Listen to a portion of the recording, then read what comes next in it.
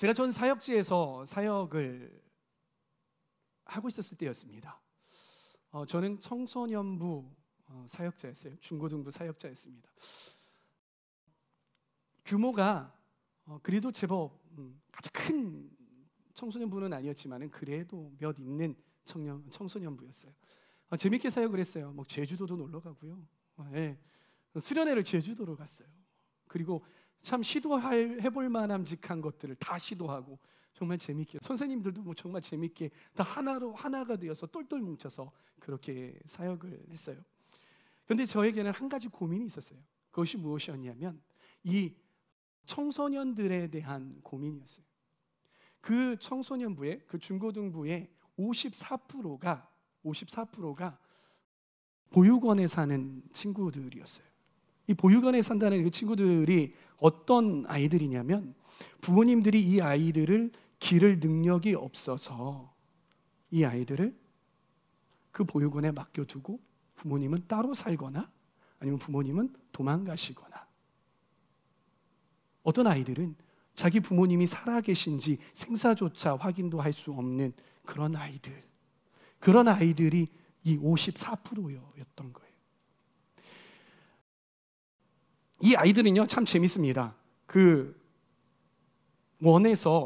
원이라고 할까요? 원에서 승합차를 가지고 이 아이들을 데리고 교회에다가 딱 데려다 줍니다. 교회 마당에서 차에서 아이들이 내리면 교회로 들어오는 데까지 10걸음도 되지 않습니다. 그러면 보통 어른들의 상식으로는 이 아이들이 100% 예배에 출석을 해야 되잖아요. 근데 100% 출석을 하느냐? 아닙니다. 이 아이들 중에 머리가 좀 컸다고 하는 아이들은 어떻게 하느냐? 이 아이들은 PC방으로 갑니다. 놀러 갑니다. 담배 피러 가는 거예요. 제가 이 아이들을 PC방에서 정말 데리고 온 게 한두 번이 아니었어요. 선생님들 시켜서 찾아온 게 한두 번이 아니었어요. 이 아이들은 교회 나오기를 별로 원치 않았습니다. 교회는 그 보육원의 원장님이 그 교회 다니기 때문에 나오는 곳, 억지로 나오는 곳, 그런 곳이 교회였어요. 저는 이 아이들이 처음에는 아무 생각이 없는 줄 알았어요. 왜냐하면 기대감이 없었기 때문인 거죠.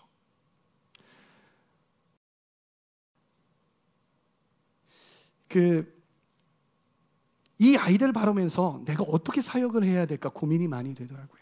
그래서 저의 목표는 무엇이었냐면, 이 아이들이 어떻게든 교회에 붙어있게 좀 해보자. 교회를 재밌게 해보자. 얘네들이 교회가 재밌어서 PC방 가는 것보다 교회가 더 재밌어서 교회에 있게 해보자. 그러한 목표를 가지고 아이들을 재밌게 해주었습니다.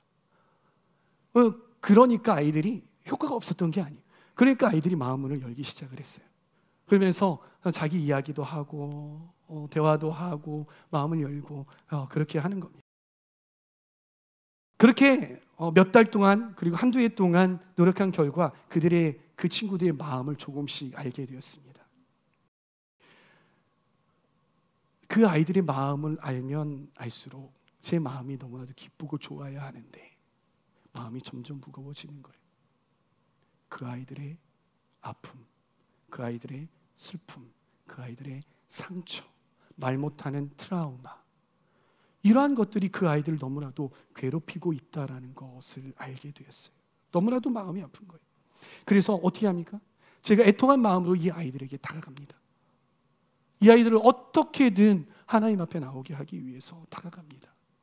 그런데 얘네들은 어떻게 하는 줄 아세요? 처음엔 다가오면 너무 좋아해요. 그런데 일정 선이 있어요.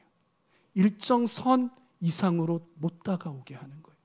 제가 들어가서 이 아이들이 정해놓은 그 선에 조금이라도 이렇게 들어가서 너무 다가오는 것 같으면 그 아이들은 막 뒷걸음쳐요. 왜요? 이 아이들의 상처, 아픔, 트라우마, 그 아픔을 다시 겪고 싶지 않은 거예요.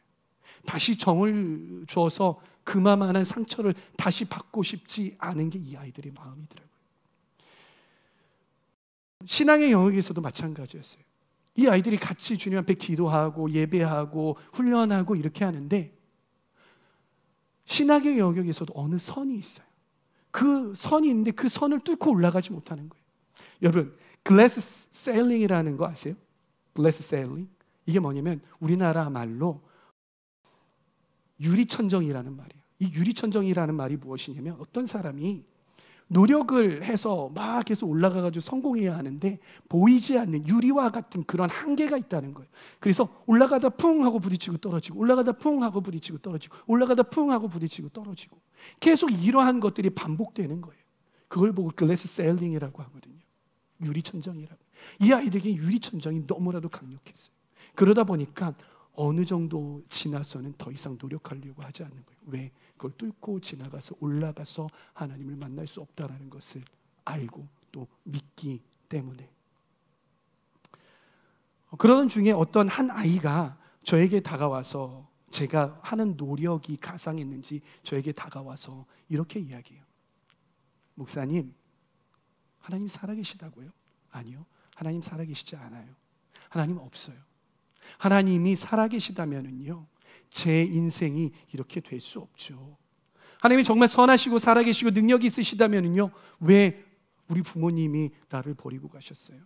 전 이해할 수 없어요. 하나님 살아계시지 않는다고 전 믿어요. 하나님 살아계시다고요? 그러면요, 제 눈앞에 보여주세요. 제 눈앞에 보여주세요. 그럼 제가 믿을게요. 그러고선 뒤돌아서 가버리는 거예요. 제가 그 아이를 잡을 수가 없었어요. 그 아이에게 그 당시 무슨 이야기를 해줄 수가 없는 거예요. 제가 수없이 노력을 하고 그 아이에게 다가가려고 했지만은 그 아이에게는 그게 통하지 않았던 거예요. 그 이후부터 이 아이들에게 예수 그리스도를 가르치기 시작했어요. 예수 그리스도를 만나게 하기 시작했어요. 예수 그리스도에게 포커스를 맞추기 시작을 했어요.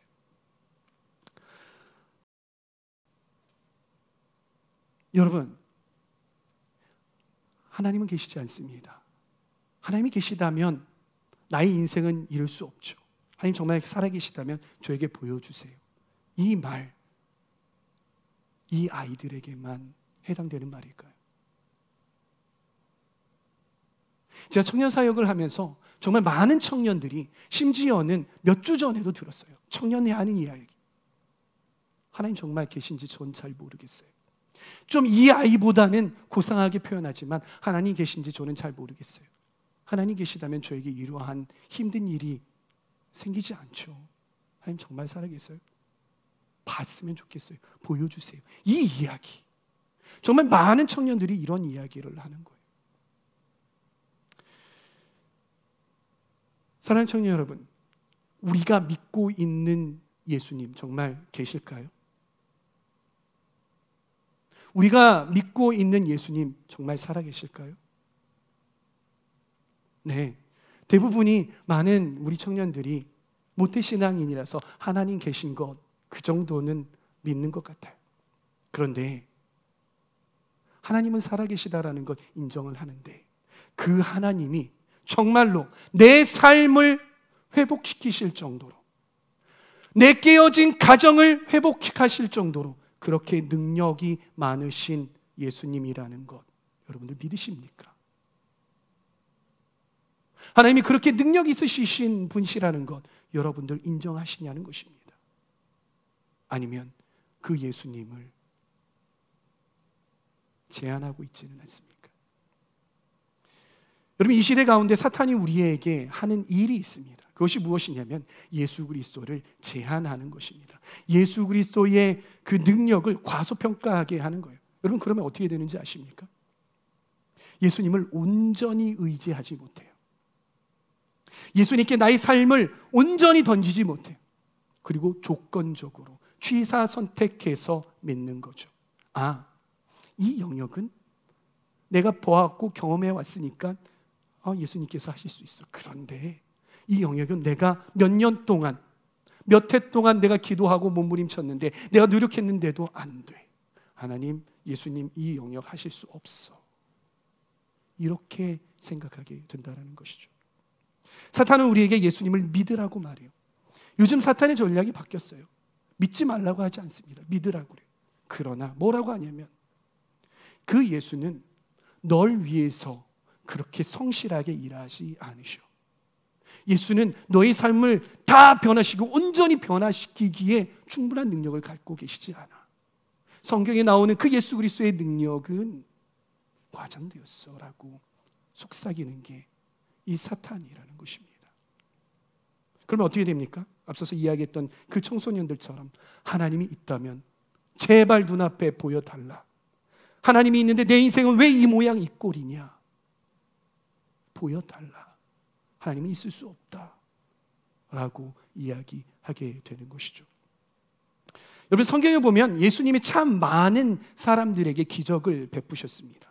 오늘 마태복음에 보면은요, 그 수혜자 중에 좀 요란스러운 사람들이 등장을 하게 됩니다. 예수님이 지나가시는데 두 사람이 예수님을 향하여서 소리칩니다. 다윗의 자손이여 나를 불쌍히 여기소서. 다윗의 자손이여 우리를 불쌍히 여기소서. 다윗의 자손이여 우리를 불쌍히 여기소서. 이 사람들은 어떤 사람들이기에 이렇게 예수 그리스도를 향하여서 간청하고 있는 것일까요? 이 사람들은 앞을 보지 못하는 그러한 사람들이었습니다. 이렇게 외치는 것은 그 예수님을 보고 자기의 눈을 낫게 해달라고 간청하는 것이죠. 처음에는 예수님이 이들의 청을 곧바로 들어주시지 않았던 것 같아요. 말씀에 보면은요, 예수님이 한 집에 들어가셔서야 그들을 마주 대하셨어요. 그러면 이 의미가 무슨 의미입니까? 이 말은 그들이 계속해서 예수님 앞에 간청한 거예요. 쫓아 들어간 거예요, 그 집까지. 예수님은 그들에게 질문하십니다. 뭐라고 질문하십니까? 너희는 내가 이 일을 할 수 있다고 믿느냐? 너희는 내가 이 일을, 너희의 눈을 고쳐줄 수 있다고 믿느냐? 라고 물어보시는 거예요. 이상하죠? 예수님이 이들을 약 올릴까요? 나 할 수 있게 없게 이렇게 약 올리시는 거예요? 왜 그러실까요? 예수님은 왜 도대체 이러한 질문을 하실까요? 예수님이 종종 이런 질문들을 하십니다. 그리고 종종 곧바로 기적을 베풀어 주시지 아니하시고 어떤 한 스텝을 남겨두시고 그 스텝 뒤에서 기다리고 계세요. 때로는 거절하시기도 하시죠. 왜 그러시는 걸까요? 예수님은 이들의 믿음을 보고 싶으셨던 거예요. 이들의 믿음이 과연 이들을 낫게 할 정도의 믿음인가를 보고 싶으셨던 거예요. 여러분, 기적은 어느 때 일어나시는 줄 아십니까? 기적은 하나님의 말씀이 선포되어지고 그리고 믿음이 있을 때에 그 두 개가 합쳐질 때 기적이 일어나는 거예요. 하나님의 말씀만 있고 그것 가운데 믿음이 없다면 기적은 일어나지 않습니다. 오직 그 하나님의 말씀에 믿음으로 응답할 때에만 기적은 일어난다라는 것이. 예수님께서는 그 믿음을 요구하셨던 것이죠. 그리고 지금을 사는 우리에게도 이러한 믿음을 요구하고 계시는 줄 믿습니다. 그들의 대답은 어떠했습니까? 아주 간결했지만 확실했습니다. 네, 주님. 이 말은 무엇입니까? 네, 주님. 예수님께서 저희의 눈을 고치실 줄 믿습니다 라고 고백을 했던 거죠. 그때야 비로소 예수님은 손을 드셔서 그들의 눈을 만지시면서 이렇게 말씀하십니다. 뭐라고요? 너희의 믿음대로 되어라. 너희의 믿음대로 되어라. 무엇을 말씀하십니까? 믿음을 말씀하고 계시는 거예요. 너희의 믿음대로 되어라. 그때 어떻게 되었습니까? 그 눈 멀었던 사람들은 즉시 눈이 떠지게 되었던 것이죠. 할렐루야. 사랑하는 청년 여러분, 여러분에게 있어서는 예수님은 어떤 분이십니까? 여러분에게 있어서는 예수님은 어떤 분이십니까? 이 성경 말씀에 예수님 그냥 성경이니까, 조금 과장이 보태졌으니까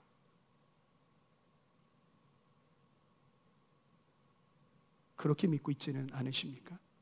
사랑하는 청년 여러분, 예수님은요 능력이 많으신 분이십니다. 예수님은 강력하십니다. 예수님은 물이 포도주로 되게 만드실 수 있는 그런 분이십니다. 예수님은 눈먼 자를 눈뜨게 하셨습니다. 예수님은 죽은 자를 일으키셨어요. 예수님은 풍랑을 잔잔하게 하시는 분이십니다. 예수님은 물 위를 걸으실 수 있으시는 그런 분이세요. 그 예수님은 죽음을 이기시고 살아나셨습니다. 그리고 예수님은 아직도 살아계셔서 지금도 여전히 일하고 계시는 그런 분이시라는 것입니다. 그분이 바로 예수님입니다. 여러분, 그럼에도 불구하고 우리가 교회를 다녀도 기적을 경험하지 못하는 이유, 삶의 변화를 경험하지 못하는 이유는 무엇입니까? 그것은 예수님의 능력이 부족해서가 아니라, 예수님이 없으셔서가 아니라, 예수님이 손이 짧으셔서가 아니라, 예수님이 여러분들을 사랑하지 않으셔서가 아니라, 우리가 믿음이 없기 때문에, 우리가 온전히 예수 그리스도답게, 우리의 구주답게 온 땅의 창조주로 인정하지 못하기에 우리 삶에 기적이 일어나지 않는 것이죠.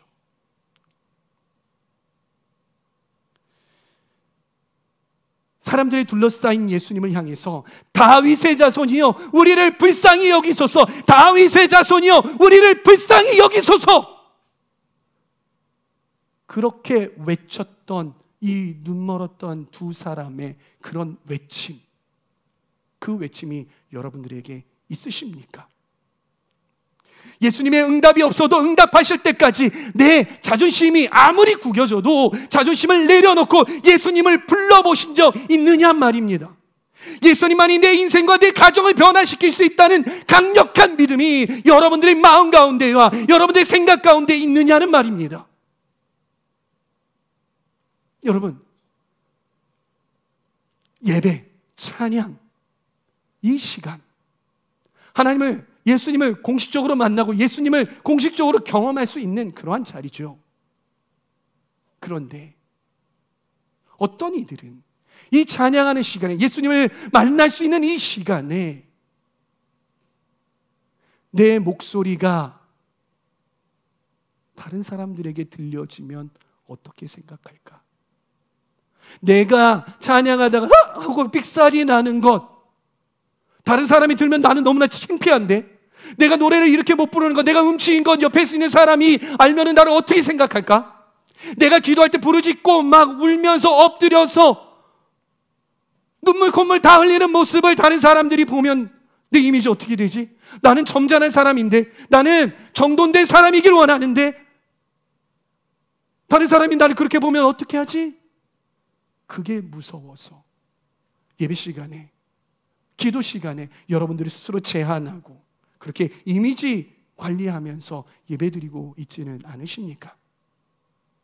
여러분, 그렇다면 우리는 결단코 예수님을 경험할 수 없습니다. 우리 삶 가운데, 또한 우리 예배 가운데, 우리 기도 가운데 예수님을 경험하지 못한다라는 것입니다. 그런 기본적인 믿음이 없기에 우리는 우리의 삶 가운데, 우리 인생 가운데, 우리의 가정 가운데, 우리 직장 가운데, 교회 가운데 기적을 경험하지 못하는 것입니다. 제가 필리핀에 아울리치를 갔었을 때입니다. 저희 아울리치 팀은요, 그 필리핀에 가서 칼리아 컬처럴 페스티벌이라는 축제를 열었어요. 칼리아라는 말은 그곳 지역 명칭이에요. 그리고 컬처럴이 뭐예요? 컬처럴, 그렇죠? 문화, 그리고 페스티벌, 축제. 그 지역에 문화 축제를 열었어요. 말이 문화 축제지 이거는 예수 축제였습니다. 네, 그 땅에 있는 주민들을 섬기고 함께 초청하고 예배하고 나눠주고 함께 찬양하고 이러는 축제였어요. 근데 축제 마지막 날이었습니다. 저희 팀원들이 그 마을 주민들을 위해서 기도해 주겠다고 했어요. 그래서 아픈 사람 나오라고 했고요, 병든 사람 나오라고 했고, 고민 있는 사람 나오라고 했습니다. 힘든 사람 나오라고 했어요. 해결되지 않는 인생에 문제가 있는 사람 나오라고 이야기를 했어요. 사람들이 나와서 기도를 받아요. 네, 기도를 받고 있어요. 그런데 이 많은 인파 중에서 한 명의 소년이 앞으로 나와서 기도를 받겠다고 왔어요. 저는 그 아이를 둘러쌌습니다. 그 아이는 어떤 아이였냐면 듣지 못하는 아이였습니다. 말하지 못하는 아이였어요. 정말 많은 사람들이 이 아이를 고쳐보겠다고 기도하고 했지만 이 아이는 낫지 않았어요. 그래서 어련히 이런 자리가 있으면 나오지 않았던 아이예요. 그런데 그날만큼은 이 아이가 무슨 믿음이 생겼는지 자기를 고쳐달라고 그 자리에 나와서 자기를 기도해달라고 머리를 들이밀고 있는 것입니다. 그래서 저희는 이 아이를 위해서 기도하기 시작했습니다. 어떻게 되었을까요? 이 아이가 어떻게 되었을까요? 대답해 보세요. 왜 그런 걸 저에게 물어보십니까? 목사님은 답을 알고 있고 나는 답을 모르는데 어떻게 되었을까요? 여러분들에게 묻는 이유가 있습니다. 나았겠죠? 이런 피상적인 이야기 말고 여러분들의 믿음이 어떠하냐는 것입니다. 이 아이 나았겠습니까? 낫지 않았겠습니까?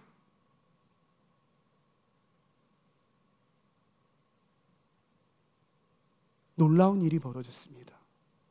제가 말로 하면 여러분들이 안 믿을 것 같아서 제가 직접 찍은 영상을 여러분들에게 보여드리려고 합니다. 영상을 틀어주시죠.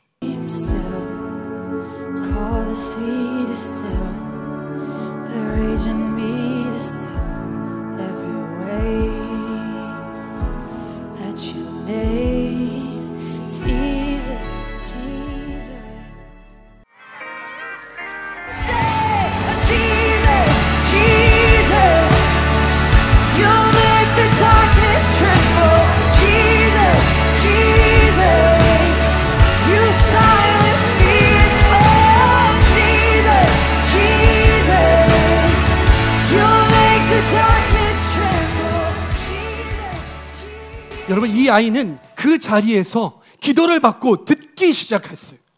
그리고 말하기 시작했습니다. 놀랍지 않으십니까? 그런데 이 아이가 입을 떼서 처음으로 한 말이 무엇인지 아십니까? 바로 예수. 예수. 할렐루야. 예수. 이 아이의 입에서 자기를 고친 그분의 이름 예수를 불렀다라는 것이 놀라운 일들이죠. 이러한 일들이 아직도 벌어지고 있다는 것이. 사랑하는 청년 여러분, 예수님은 여전히 일하고 계시는 분이십니다. 예수님이 계신 곳에는 이 시대에도 여전히 기적은 일어나고 있습니다. 예수님이 계신 곳에는 놀라운 변화가 여전히 일어나고 있다는 사실입니다. 그러기에 우리 예수님을 우리는 제한하지 말아야 하는 것이. 사랑하는 청년 여러분, 믿음을 가지십시오. 오히려 여러분들의 믿음이 약해지고 위축될 때에 예수 그리스도의 이름을 불러 외치며 선포하시기를 바랍니다. 여러분의 삶에, 여러분의 가정에, 여러분의 교회에, 여러분의 직장에 예수 그리스도로 충만하게 예수 그리스도를 외치며 예수님, 나의 가정 가운데, 나의 삶 가운데 개입하여 주시고 임하여 주시옵소서라고 외치시기를 바랍니다. 그럴 때에 여러분들의 삶이 살아날 줄 믿습니다. 그럴 때에 여러분들의 가정이, 깨어진 가정이 회복되고 살아날 줄 믿습니다. 우리 교회가, 또한 여러분의 직장이 회복될 줄 믿습니다. 사랑하는 청년 여러분, 이 사실을 믿으시기 바랍니다. 제가 설교 초반에 전 사역지 이야기를 하고 있었죠. 제가 그 교회를, 그 공동체를 떠나와야 하는 마지막 날이었어요. 마지막 설교를 하게 됐어요. 저의 스타일은 제가 마지막까지 청소년들 아무도 몰랐습니다. 교사들만 알았어요. 그것도 그 전전날. 여느 때와 똑같이 강단에 올라갔습니다. 그리고 말을 떼서 오늘 저는 이 교회에서 마지막입니다. 웅성웅성거렸겠죠. 사랑하는 청년 여러분, 여러분이 마지막 설교를 공동체에게 한다면 무슨 설교를 하시겠습니까? 참 많이 고민이 되더라고요. 참 많이 기도가 되더라고요. 주님, 제가 무슨 설교를 할까요? 여러분, 저와 함께 신앙생활 해주셔서 너무나도 감사합니다. 여러분들 잘 자라나고 다음에 또 옵시다 라고 이야기를 할까? 한 사람 한 사람 이름을 불러가면서 여러분들과 나눈 그러한 정들 너무나도 감사했습니다 라고 이야기를 할까? 여러 가지 생각들이 들더라고요. 근데 하나님께서 저에게 마음에 주시는 그런 감동은 마지막으로 예수 그리스도로 마침표를 찍자라는 그런 마음이었어요. 그 아이들에게 예수 그리스도는 살아계시다. 예수 그리스도는 여전히 일하고 계시다. 우리가 예수 그리스도를 믿는다면 그 예수님 우리의 삶 가운데 역사하실 것이다. 그 예수님의 이름이, 또한 우리가 가진 그 예수를 향한 믿음이 우리를 이 모든 어려움 속에서 극복하게 할 것이다 라는 말씀을 전했어요. 그게 저의 마지막 설교였습니다.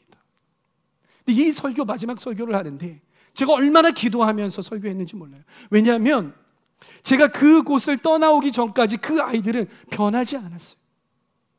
여전히 그 모습이었어요. 조금 나아지는가 하면 다시 뒤돌아가고, 조금 나아지는가 하면 다시 뒤돌아가고, 그런데 오히려 더 힘들어지는 그런 일들이 발생하는 걸 보면서 저는 떠나면서 너무나도 마음이 아팠기 때문에 기도했어요. 하나님, 한 사람이라도 이 설교를 듣고, 제 마지막 설교를 듣고 예수 그리스도 만났으면 좋겠습니다. 근데 그 설교 시간에 앞에 있는 그 아이들이 은혜 받고 눈물 흘리고 했으면 정말 좋았을 텐데, 여기 있는 누군가처럼 졸고 앉아 있고 멍한 데를 바라보고 있고 그러는 겁니다. 설교를 하면서 절망이었습니다. 그래, 주님이 하시겠지. 그러나 주님 꼭 해주십시오. 그런 마음을 가지고 강단에서 내려왔습니다. 예배가 다 끝난 다음에 한 아이가 저를 찾아왔습니다. 이 아이는 어떤 아이였냐면, 중학교 처음에 올라오고 중학교 초반에는 참 똘똘한 아이였어요. 참 마음이 착한 아이였어요. 바른 아이였어요. 너무나도 제가 이 아이를 예뻐했어요. 그런데 이 아이가 착한데 다른 아이들하고 같이 몰려있다 보니까 이 아이를 자꾸 공격하고, 뭔가 신앙생활을 하려고 하면 공격하고, 야, 너 기도했냐? 뭐 방언을 하면 너 그 이상한 말 왜 하는 거야? 자꾸 이러한 이야기, 공격하다 보니까 이 아이가 마음이 자꾸 다치는 거예요. 점점 뒤로 물러서기 시작을 하는 거예요. 결정적인 일이 일어났어요. 이 아이와 친했던 아이들이 셋이서 서로 주먹으로 치고받고 했어요. 걔네들이 살고 있는 이 복도가 피로 얼룩질 정도로 치고받고 한 거예요. 이 아이가 트라우마가 생겼어요. 충격을 받게 된 거예요. 아, 내가 그래도 예수님을 제대로 만나지 못했지만 하나님의 말씀대로 살아가면 하나님께서 내게 복 주실 줄 알았는데, 계속 이렇게 살면 우스운 사람이 되는구나, 웃긴 사람이 되는구나, 나 이제 그렇게 살지 않아, 이렇게 결정을 해버리게 된 거예요. 그리고 이 아이가 그 트라우마로 인해서 정신과 치료를 받게 되는 거예요. 정신과 약을 먹으면 졸립니다. 멍해요. 이 아이가 올 때마다, 그렇게 똘똘했던 아이가 멍해서 오는 거예요. 주일날마다 앉아가지고 멍하니 있다가 가는 거예요. 잠자다 가는 거예요. 너무나도 속상했던 거예요. 근데 그 아이가 왔어요.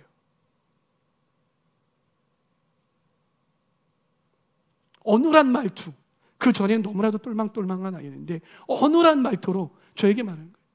목사님, 저 너무 슬퍼요. 목사님, 정말 죄송해요.